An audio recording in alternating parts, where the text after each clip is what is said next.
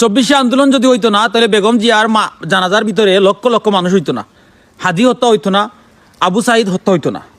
24 যদি হইতো না তাহলে বাংলাদেশে আওয়ামী লীগও ফালাই যাইতো না। 24 যদি হইতো না তাহলে তারেক জিয়াও বাংলাদেশ আইতো না। 24 যদি হইতো না বাংলাদেশের মাটিতে নির্বাচন হইতো না। 24 যদি হইতো না তোমার আমার মতো বেটায় বুক ফুলে কথা সাহস পাইতাম না। 24 ওইছে বিদায় সব কিছু করতে পারতাম। 24 ওইছে বিদায় সব কিছু সম্ভব। 24 ওইছে বিদায় সব কিছু সম্ভব। আর যদি 24 হইতো না তাহলে বেগম জিয়াও কার অমুক কার হুমুকুকা সবাই মৃত্যুর সাথে যাওয়া লাগবো, মৃত্যুর সম্মুখীন হওয়া লাগবো। এখন দেখা গেছে যদি 24 হইতো না, আল্লাহ না করুক বেগম জিয়া মারা গেছেন, তোমরা বাবার ক্ষমতা আছিল সংসদ ভবনের সামনে নিয়ে বেগম জিয়ার এরকম জানাজা ফরাইতাই, তোমরা কোনো অকাত আছিল নি? এ সময় হেঁটা উঠা ফাটাইবা লাগলো নি?